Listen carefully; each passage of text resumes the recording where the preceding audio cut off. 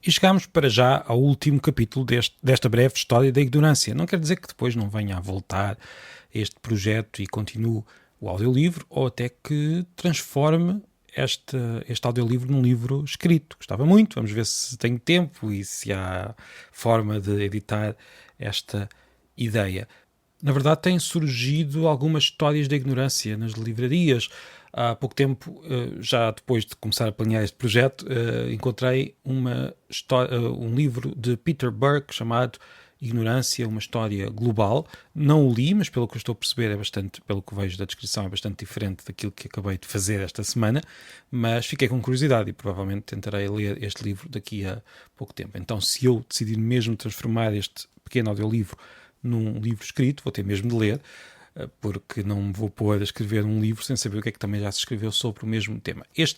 Esta semana, no fundo, foi um pequeno ensaio, ou seja, um texto falado em que experimento transmitir essas ideias o melhor possível. Foi isso que andamos aqui a fazer. Hoje ainda temos alguma coisa para dizer. Gostava de lembrar que começámos por ver como temos duas ignorâncias, a coletiva e a individual. Falámos da ignorância sobre o universo através da palavra planeta, vimos a ignorância sobre o próprio corpo humano através da palavra homúnculo e vimos como nós não sabemos, ou não sabíamos até há muito pouco tempo, como é que nos reproduzíamos. Quer dizer, sabíamos reproduzir-nos, mas não sabíamos como é que as coisas funcionavam lá no âmago das células, nem sequer sabíamos o que era uma célula. Portanto, falámos da ignorância sobre o passado, como é muito difícil perceber a maneira como as pessoas pensavam no passado. E hoje gostava de falar um pouco sobre a ignorância do presente e ainda sobre o futuro. Olhando aqui para o presente, a verdade é que todos nós temos muitas ignorâncias, mas há algumas ignorâncias mais perigosas do que outras.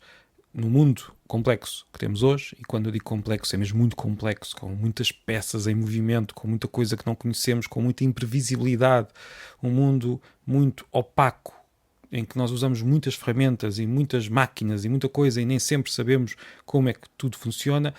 Neste mundo há certas ignorâncias complicadas, ignorâncias práticas, não saber usar uma ferramenta, não saber escrever, por exemplo, o analfabetismo há 500 anos era a forma natural como as pessoas viviam, nem sequer havia a ideia de que fosse uma falha não saber escrever. Havia algumas pessoas que sabiam escrever, mas o normal era não saber. Hoje o analfabetismo é um problema muito grave, é uma ignorância muito, muito séria. Mas há outras, como todos sabemos, e é quase um lugar comum, não saber usar um computador hoje também já começa a ser complicado, também depende da geração e da profissão, mas sabemos que estas ignorâncias práticas começam a ser mais perigosas, porque a sociedade depende destas ferramentas. E depois, tirando estas questões mais práticas, há aquilo que eu estava a dizer ainda agora. Nós usamos muita coisa, usamos muitas máquinas, usamos um computador, um telemóvel, até um livro, e não sabemos exatamente como é que tudo isto funciona. Quando eu quero dizer que não sabemos como funciona um livro, não sabemos, por exemplo, como funcionam as máquinas que criam os livros. Não sabemos como é que se garante que as páginas ficam coladas. Pensamos saber vagamente como é que um telemóvel funciona, como é que se liga a antena, como é que se transmite. Mas quando começamos a olhar com atenção, todos nós temos muita dificuldade em saber exatamente como é que as coisas mais banais à nossa volta funcionam. Igual poderá dizer, não, mas eu sei perfeitamente como é que funciona um telemóvel. Se calhar sim, mas logo ao lado terá outra máquina que desconhece, se a abrir não sabe como é que aquilo funciona. Há pessoas que não sabem como é que funciona um carro.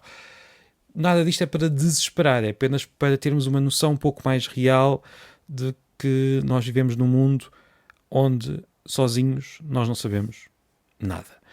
Há também ignorância do presente que nos leva a muito, ou seja, ignorância de coisas que existem hoje, não do passado, não do futuro, ignorância sobre como vivem outras pessoas, sobre outros países, que levam a certos medos e também a certas ideias muito gerais e muito, às vezes muito erradas. E a verdade é que a nossa ignorância sobre aquilo que não sabemos, ou seja, o facto de não sabermos muita coisa que nem sequer sabemos que poderíamos saber. Isto parece aqui um grande embrulho de palavras, mas penso que é claro do que é que eu estou a falar.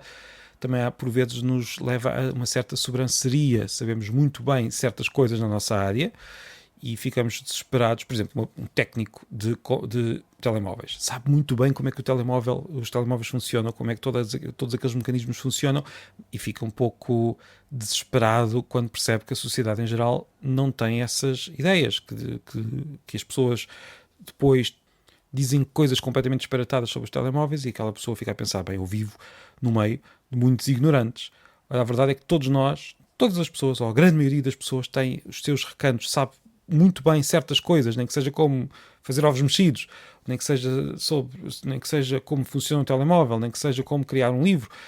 Todos nós temos pontos onde somos muito bons, onde sabemos muito. Claro que há pessoas que sabem muito mais do que outras, isso também é verdade, não somos todos iguais neste aspecto, mas todos nós temos algumas áreas em que nos sentimos confortáveis e depois temos toda a imensidão de coisas ainda por descobrir e muito pouco tempo para descobrir. Podemos olhar, aliás, para... Eu parece que estou a insistir muito nesta tecla, mas eu acho que é importante. Se nós pensarmos um bocadinho tudo aquilo que nós não sabemos, nós pouco sabemos sobre os escritores portugueses todos. Às vezes nem queremos saber sobre alguns, não gostamos.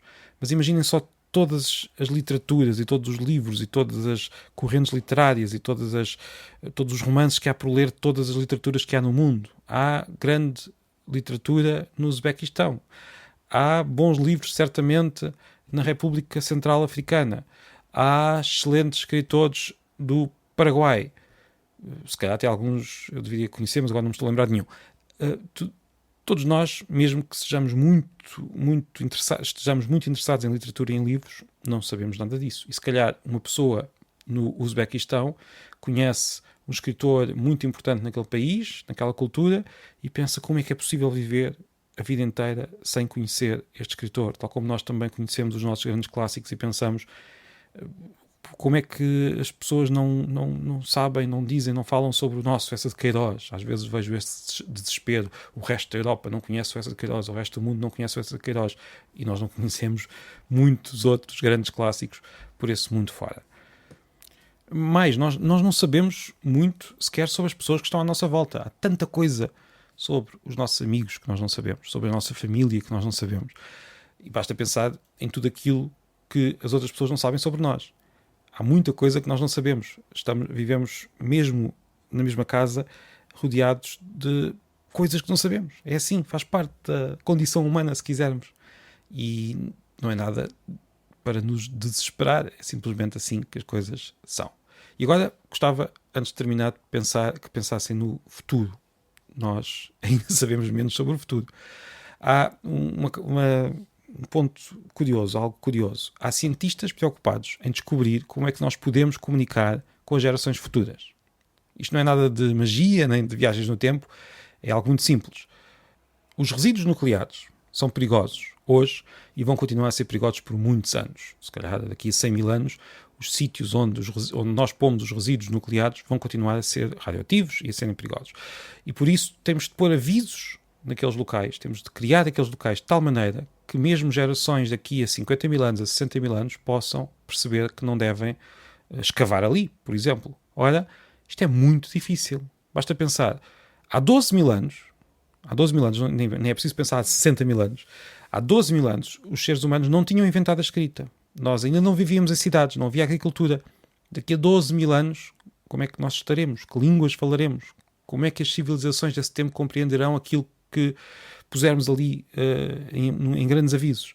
Há muitas ideias. Há quem defenda criar-se uma espécie de irmandade que vá transmitindo de geração em geração, mas será que nós conseguimos garantir...